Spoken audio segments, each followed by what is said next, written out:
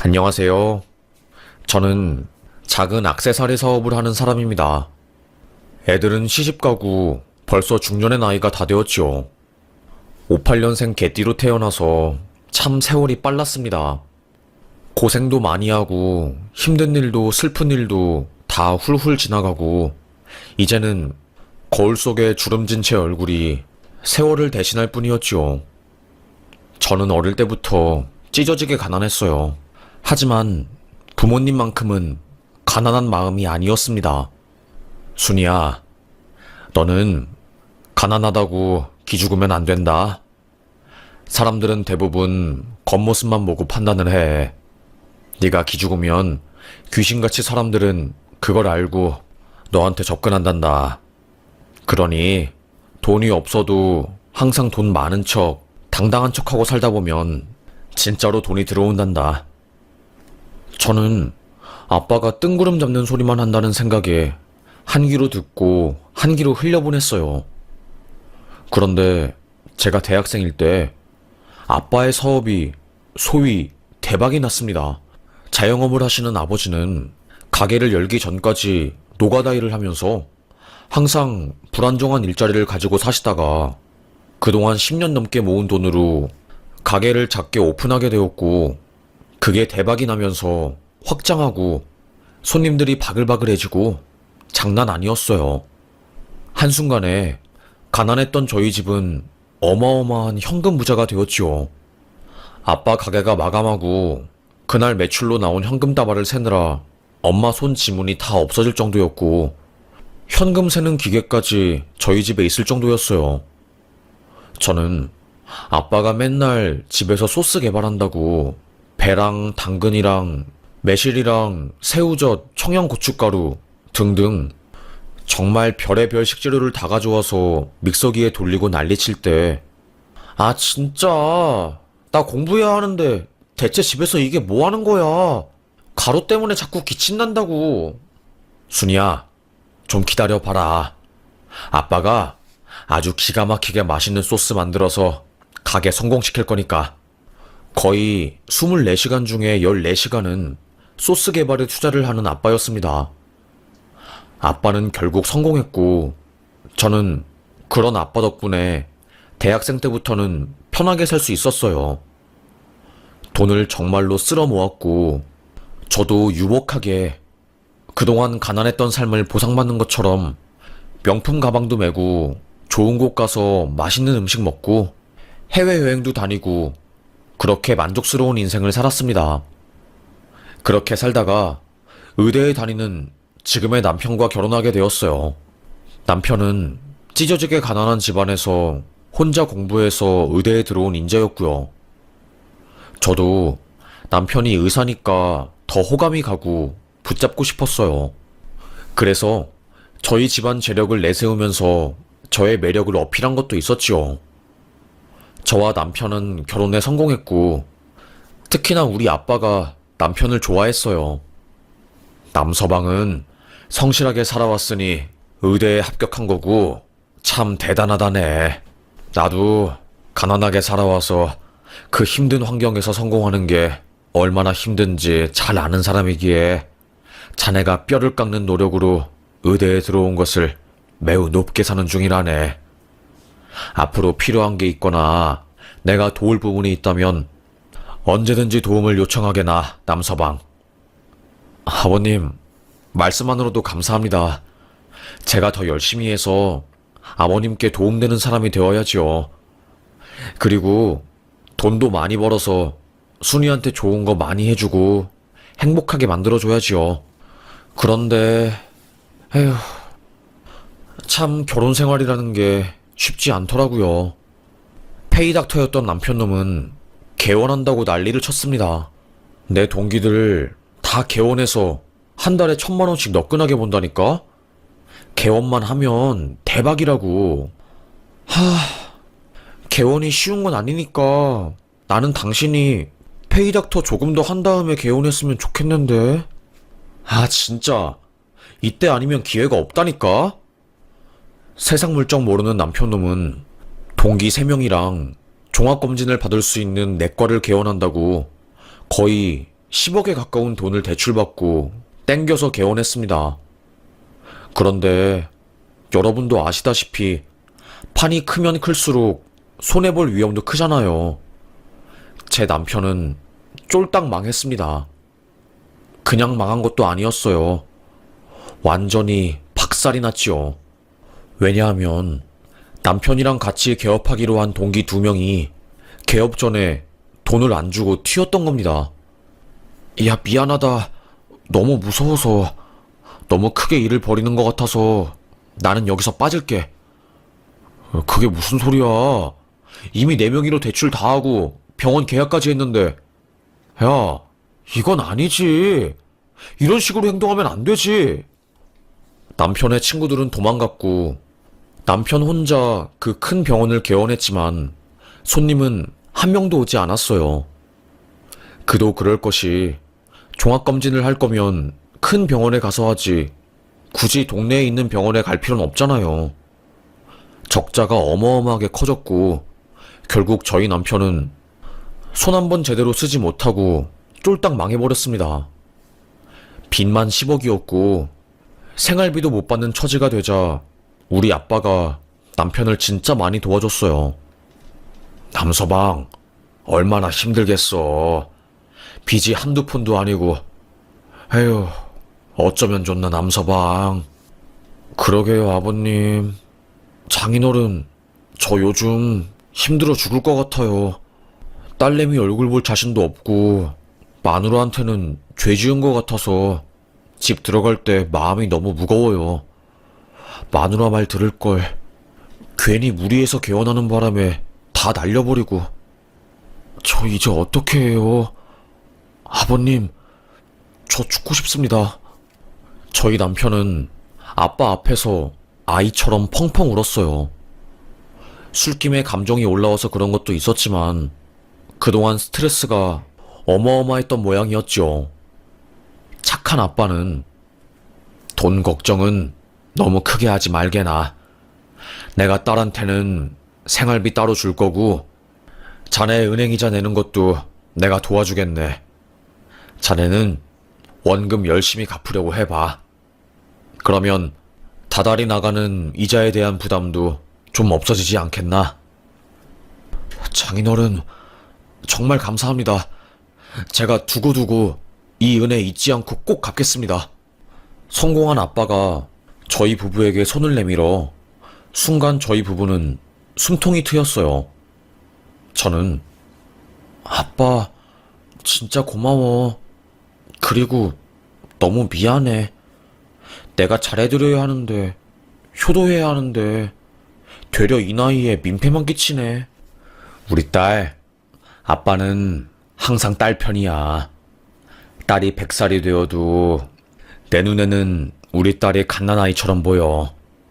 그러니 아빠 눈치 보지 말고 힘들 때면 언제든지 손 내밀고. 아빠는 참 따뜻한 분이었습니다. 그렇게 저희 부부는 딸아이가 대학을 갈 때까지 친정아빠 도움을 받으면서 살았어요. 세월이 흘러서 딸내미가 결혼하고 미국으로 시집가면서 저희 부부는 둘이 살게 되었고 그 무렵에 거의 10억에 달하는 빚을 다 갚게 되었습니다. 참 힘들었어요. 그래도 빚이 사라지니까 마음이 후련하더라고요. 남편도 그 이후로는 마음 가볍게 페이닥터 일하면서 살았고 저는 아빠 가게 일을 도와드렸습니다. 한참 아빠 가게에 손님들이 많이 오시는데 아빠가 안 보이는 거예요. 뒤에 있는 창고에 가서 김치를 가져오겠다고 말한 지 30분이 넘었는데도 주방에 안 들어오니까 저는 아니, 아빠 뒤에서 뭐 하시는 거야 진짜. 답답하네. 어? 아빠? 아빠 왜 그래? 아빠!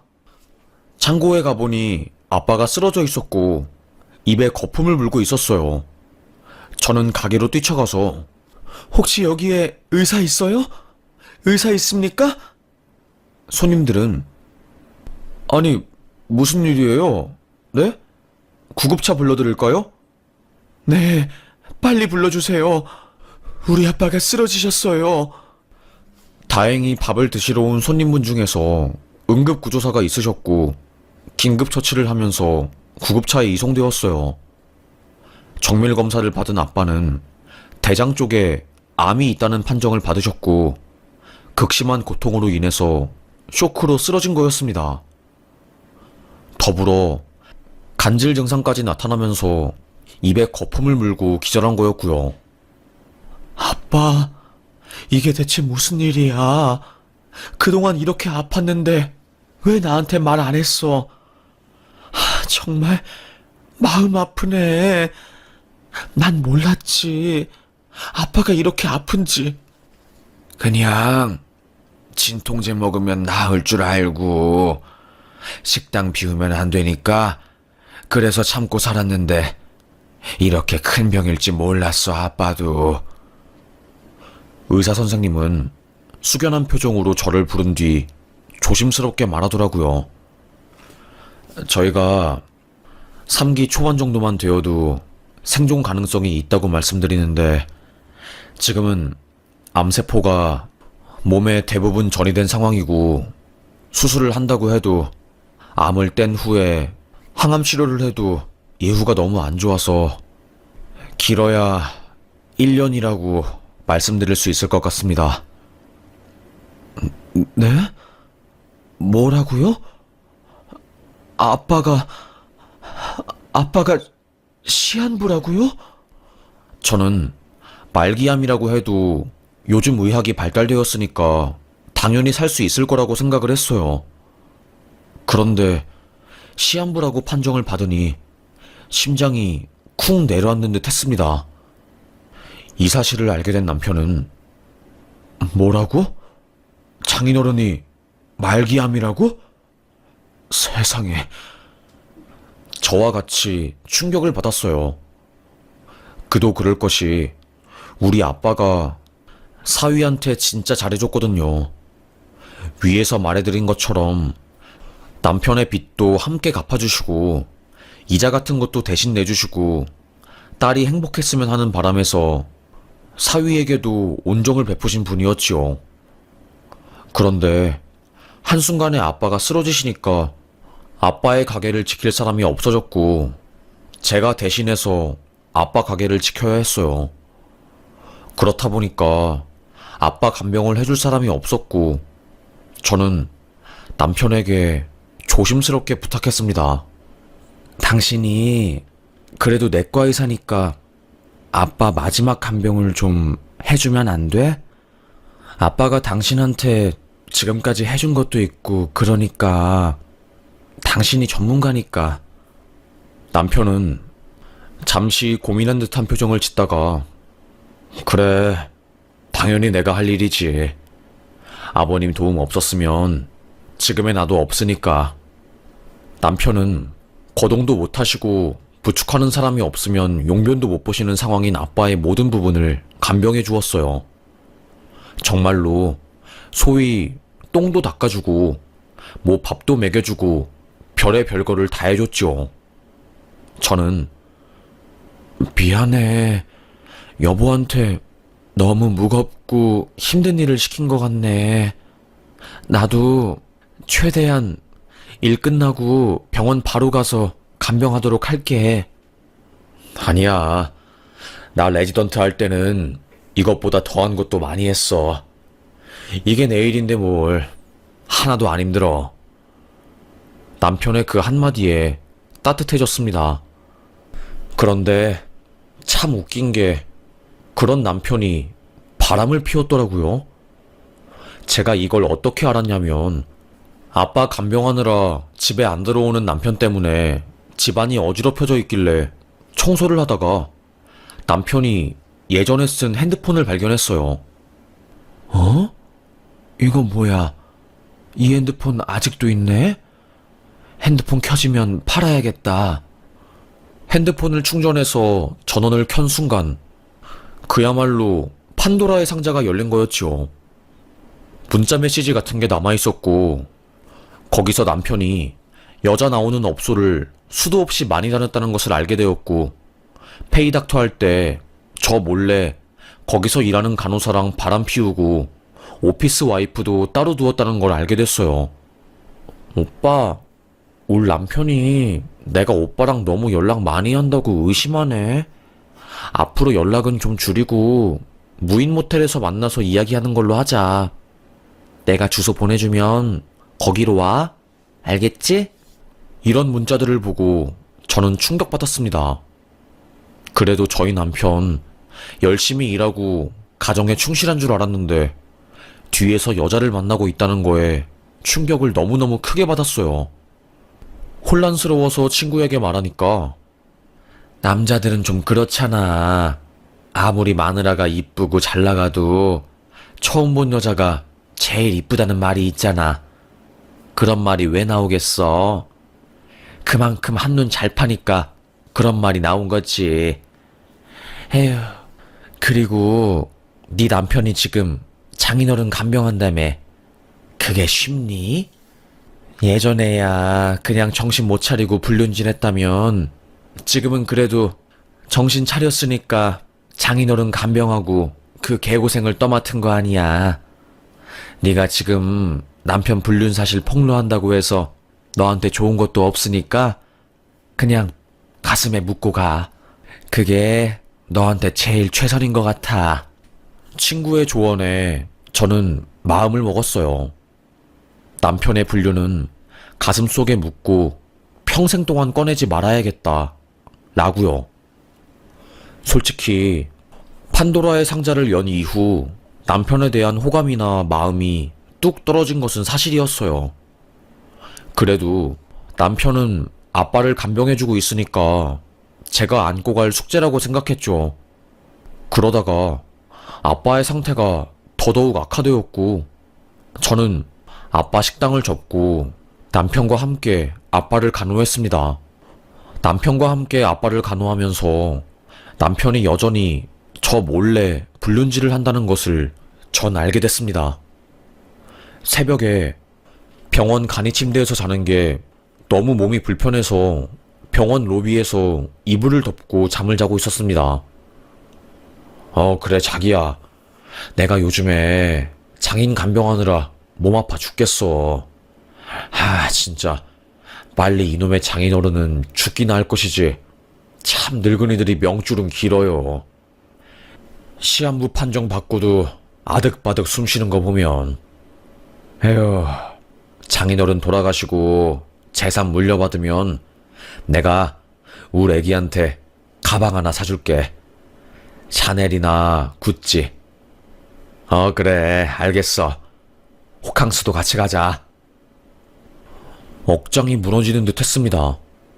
저는 속으로 그럼 지금까지 우리 아빠 간병해준 건 순수한 마음이 아니라 우리 아빠한테 한 푼이라도 더 뜯어내려고 그런 거였어? 세상에, 어떻게 이런 인간이 다 있냐? 속 터져. 어떻게 이럴 수가 있어? 너무 혼란스러웠어요. 저희 남편이 친정아빠에게 잘해준 이유도 다 뒤에서 꿍꿍이가 있었던 거고, 그걸 알게 된 저는 뒤통수를 한 대 맞은 기분이었지요.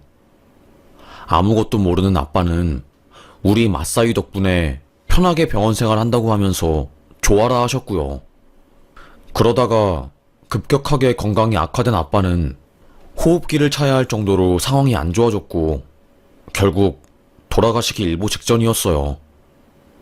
저는 정말 지옥길을 걷는 것 같은 기분을 느꼈지요.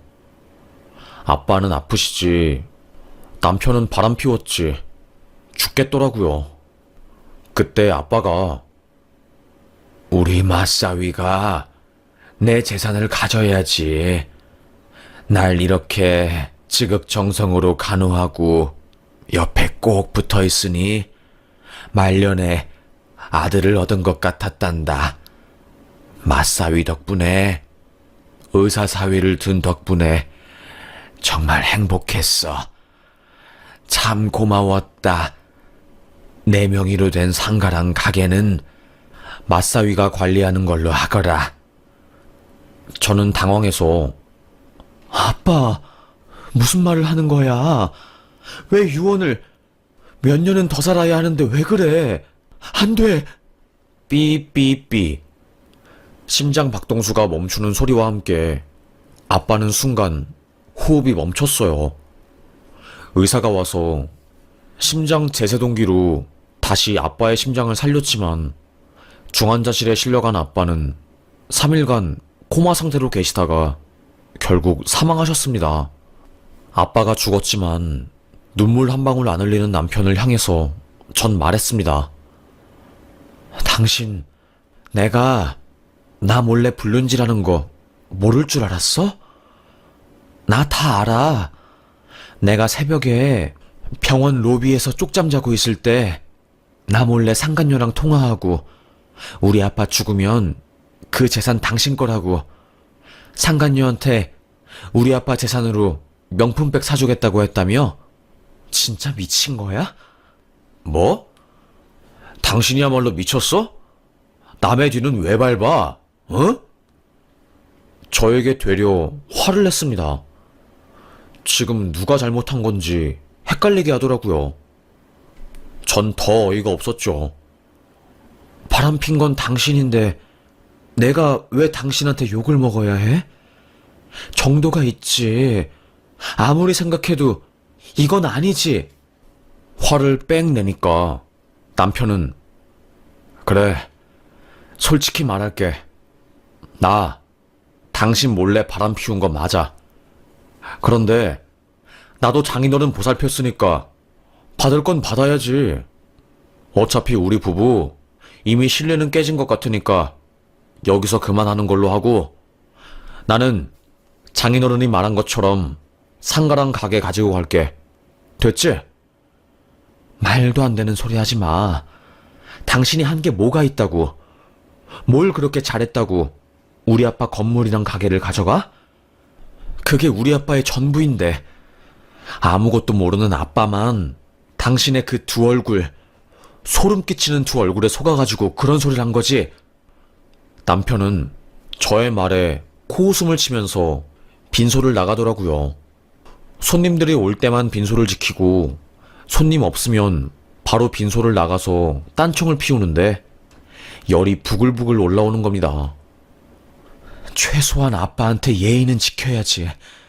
나랑 곧 이혼할 거라고 우리 아빠 돈 가지고 갈 생각에 슬픈 것보다 기쁘고 싱글벙글 웃음이 나지? 에휴, 내 인생.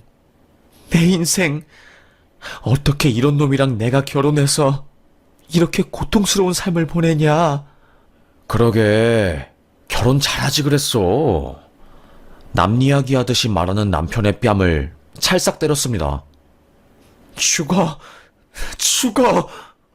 펑펑 울면서 제가 악을 질렀고 장례식장 관계자들이 와서 사태 파악을 했어요.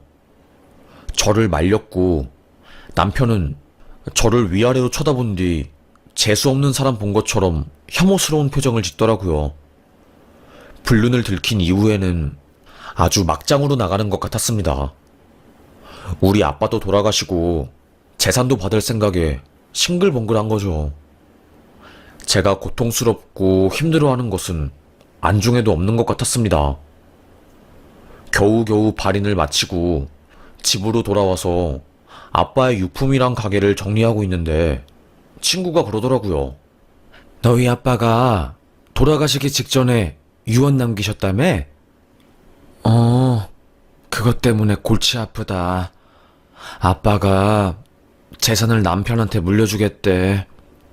제일 큰 게 상가랑 가게인데 나 없을 때 남편 놈이 아빠 간병하면서 대체 어떤 가머니설로 아빠를 살살 꼬셔낸 건지.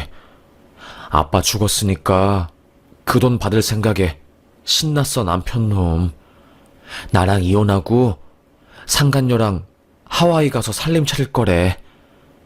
그게 상치른 아내한테 할 소리야? 나 살다 이런 놈 진짜로 처음 봐. 내가 예전에 사법고시 준비한 거 알지? 그러다가 노선 바꿔서 지금 7급 공무원 하고 있잖아. 그래서 형사랑 민법 소송 조금 알긴 하는데 유언 남길 때 녹취한 거 없으면 법적인 효력 없을 수도 있거든? 그때 아버님 마지막으로 말 남기실 때 너랑 네 남편만 있었던 거지? 나랑 내 남편만 있었어. 그래. 너만 입 싹 닫으면 되는 거야. 변호사 찾아가서 이거 관련해서 자세히 물어봐. 분명히 답이 나올 거야. 헐, 알겠어. 고맙다. 역시 너밖에 없다. 나 진짜 힘들었는데 네 덕분에 돌파구가 보인다. 저는 그날 바로 변호사를 찾아갔어요. 아빠 가게 운영할 때 법쪽 관련해서 자문을 해주신 변호사분이 계셨고, 겨우겨우 명함을 찾아서 연락을 한 뒤 찾아뵈었죠. 변호사님, 이런 경우에 저희 남편은 어떻게 되는 건가요? 효력이 있는 걸까요? 이것 때문에 미치겠어요. 아빠는 남편이 바람 피우는 것을 모르고 임종 직전에 유산을 남편한테 물려준다고 발언을 한 상태고, 남편은 그거 듣고 그것만 믿고 이렇게 온 동네방네 난리치면서 살고 있어요. 일단 녹음이나 녹취록이 없어서 법정에서 증거로 쓰이기는 거의 힘들 것 같고요. 어떠한 공증이 된 형태로 유언장이 있어야지 재산을 분할할 때 효력이 발생하는데, 그게 없으니까 현실적으로 남편분께서 재산 분할을 받는 건 불가능할 것 같습니다. 이 부분에 대해서 걱정할 필요는 없어요. 정말인 거죠? 저 변호사님만 믿으면 되는 거죠? 네, 맞습니다. 걱정하실 필요 없습니다. 정말 너무너무 감사합니다. 진심으로 머리 숙여서 감사합니다. 계속해서 제 마음을 짓누르는 무언가가 싹 하고 내려가는 듯한 기분이 들었어요. 아빠 사망 신고를 하고 나머지 서류를 정리한 뒤 세무사를 찾아가서 재산을 확인했습니다. 외동딸인 저에게 아빠의 가게와 상가, 그리고 현금 등등이 상속되었어요. 사실 아빠가 돌아가셨는데 돈이 뭐가 중요하겠어요. 전 바로 이혼 소송도 준비했습니다. 이미 남편의 예전 핸드폰에 불륜의 증거가 있는 상황이었기 때문에 이혼 소송에서 제가 불리한 것은 하나도 없었어요. 그런데 갑자기 제가 사는 집에 날아온 고소장, 심장이 쿵 했습니다. 뭐야? 이게 뭐야? 누가 보낸 거야? 손이 덜덜 떨리더라고요. 알고 보니 남편이 변호사를 대동해서 우리 아빠 재산 관련한 소송을 한 거였습니다. 본인이 우리 아빠에게 받은 유언장이 있다고 하면서 증거로 쓴다는 거였어요. 저는 두려운 마음에 당장 변호사한테 달려갔어요. 이거 어떻게 합니까? 보니까 이게 진짜인지 아닌지도 확인이 불가능하고, 아버님이 진짜로 이 유언장을 쓴지 안 쓴지에 대한 감정은 법원에서 확인하는 건데 확인 불가 판정이 나올 가능성이 많아요. 뭐 어떤 변호사를 믿고 사위가 장인어른 재산에 관해서 소송을 거는지 모르겠는데, 장인어른이 일군 재산에 대한 기여도도 거의 없다시피 하고, 마지막에 아버님이 아프셨을 당시에 6개월 정도 의사 사위로서 간병을 한 거에 대한 기여도도 재산 분할에 있어서 거의 영향을 끼치지 않을 겁니다. 걱정하지 않으셔도 되어요. 그리고 그 증거라고 내민 거 거의 소용없을 가능성이 매우 매우 농후합니다. 결국 저희 변호사님이 예상한 대로 흘러갔습니다. 너무 다행이었어요. 남편의 소송 자체는 경찰에서 아예 송치 자체를 안 해버렸습니다. 나중에 이의 신청을 하긴 했지만 그것도 거의 뭐 증거가 없다시피 했기 때문에 검찰에서 받아주지 않았어요. 나중에 저는 남편에게 너는 의사면 뭐하냐? 아는 게 하나도 없고 멍청한데 진짜로 아빠의 그 한마디로 네가 우리 아빠 재산 다 가져갈 수 있을 거라고 생각했어? 제발 꿈에서 벗어나. 그리고 이제는 네가 알아서 돈 벌어서 살아. 어디서 기생충 짓거리를 하고 있어? 네 병원 망해가지고 우리 아빠가 피땀 흘려서 이자 대신 갚아주고 우리 생활비까지 보태줬는데 넌 진짜 은혜를 똥으로 갚는구나? 너 뭐라고 했어? 고래고래 고함을 지르는 전 남편을 뒤로 두고 저는 집을 나왔고 그렇게 이혼하게 되었어요. 이혼하니까 진짜 속이 뻥 뚫리더라고요. 친구들과 함께 술 마시면서 야, 진짜 사람 사이 멀어지는 거 한순간이다. 난 내가 이렇게 이혼할 줄은 꿈에도 몰랐어. 그래도 그 전까지는 사이가 좋았거든. 그러다가 불륜질한 거 알게 되니까 남편한테 정남이 뚝 떨어지고 거기에 우리 아빠 돈 노리고 간병한 사실까지 알게 되니까 진짜 너무 어이가 없네. 아휴, 참 인생이 뭐 이러냐? 다 그렇지. 그놈 자식은 은혜도 모르고 나중에 천벌 받을 거야. 그런 애들은 꼭 나중에 천벌 받더라고. 진짜 너 걱정하지 마. 이제는 행복하게 살자. 지금까지 열심히 살았으니까. 야, 고맙다. 그렇게 말해줘서 진짜 너무너무 고마워. 친구의 위로를 받은 저는 이혼으로 인한 힘든 감정들을 조금씩 털어놓고 있었어요. 그러다가 저희 남편의 가까운 지인이자 제가 아는 동생이 갑자기 저에게 전화를 한 겁니다. 누나, 그거 들었어? 뭘 들어? 아니, 누나 전 남편. 그러니까 그 의사 형 장난질하다가 이번에 깜빵 갔잖아. 그게 무슨 소리야? 장난질을 하다가 깜빵을 갔다니 무슨 말이지? 그 형이 돈 벌겠다고 강남 성형외과에서 부잣집 사모님들 상대로 우유 주사 같은 걸 놔줬나 봐. 우유 주사가 뭔데? 있어. 그 맞으면 잠 잘 오고 1시간만 자도 몇 시간씩 푹 잔 것 같은 효과 주는 주사. 그게 사실 마약류로 관리되어서 함부로 쓰면 안 되는데 그 형 돈에 눈 멀어가지고 거액 받으면서 그 약 몰래 빼돌려서 투약했나 봐. 저번에 8시 뉴스에 나왔잖아. 진짜 난리도 아니었어. 헐, 진짜야? 알고 보니까 전 남편은 저랑 이혼한 이후로 각성을 한 것인지 어떻게든 돈 벌겠다고 강남 성형외과로 들어간 거였어요. 자기는 성형외과 전문의가 아니니까 비전문의로서 환자들 얼굴에 손대는 것은 예후가 안 좋을 것 같으니 자기 의사 면허를 활용해서 금지된 약물에 손을 댔고 그걸로 거의 수억을 벌었다고 하더라고요. 전 남편이 근무하는 병원에서 유독 심하게 그 약물을 많이 쓰니까 보건당국에서 조사가 온 거고 그때 거기 조무사들이 차트 조작한 거를 양심선언해서 싹 다 들킨 거였습니다. 약물 관리가 제대로 안 되고 있는 것이 들통이 났고 그걸 주도한 전 남편의 혐의가 특정되면서 구속영장이 내려와서 구속된 거였어요. 그게 이제 언론에 나오면서 크게 대서특필되고 의사 면허 남용에 대한 논의가 엄청 활발하게 일어난 거죠.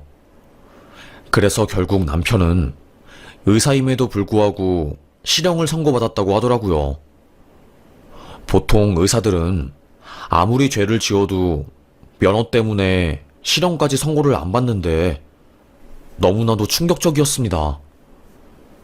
비록 전 남편이긴 하지만 한때 남편이었기 때문에 그 사람이 감옥에 간다는 것은 참 저에게는 쇼크였어요.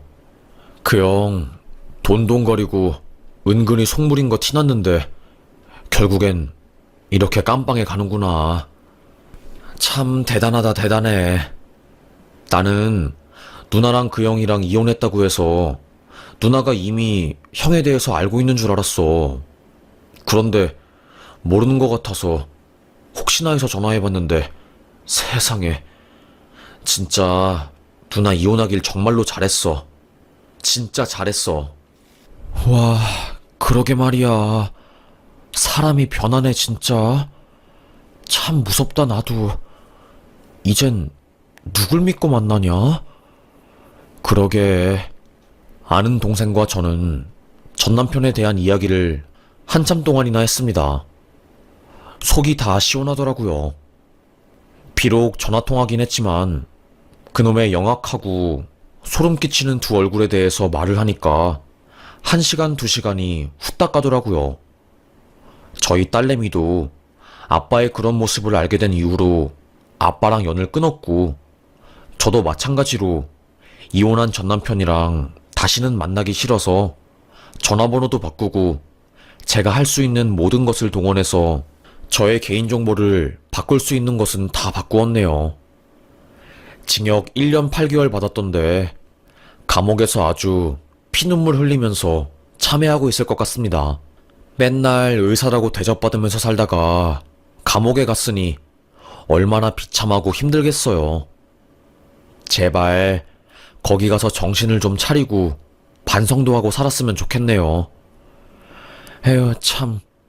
그리고 의사 면허 가지고 있다고 뭐 봐주고 형사처벌 안 하고 그런 법의 체계가 제발로 바뀌었으면 좋겠네요. 그리고 인성교육도 필수인 것 같습니다. 아빠 돌아가시고 나서 많은 일들로 인해서 상처도 많이 받고 심적으로 정말로 힘들었지만 그래도 시간이 흐르면서 제 감정 상태에 대해 잘 돌아볼 수 있게 되었고 지금은 아주 편안하고 감사한 상태로 하루하루 잘 살고 있네요. 그 덕에 이렇게 글도 쓸 수 있게 되었고요. 지금까지는 가정을 위해서 헌신하면서 살았다면 이제부터는 제 자신을 위해서 살고 싶습니다. 내 자신을 위해서 사는 게 결과적으로는 가장 좋은 것 같아요.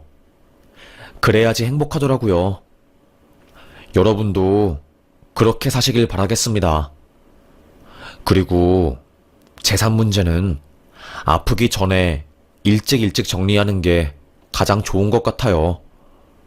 아빠가 입원할 때 옆에 부잣집 할아버지도 입원하셨는데 그 할아버지 자식들은 재산 서로 갖겠다고 하면서 소송하고 난리도 아니더라고요. 친자식인데도 불구하고 자기 아빠한테 소송 걸고 참 이게 뭐 하는 짓인가 싶었습니다. 씁쓸하기도 했고요.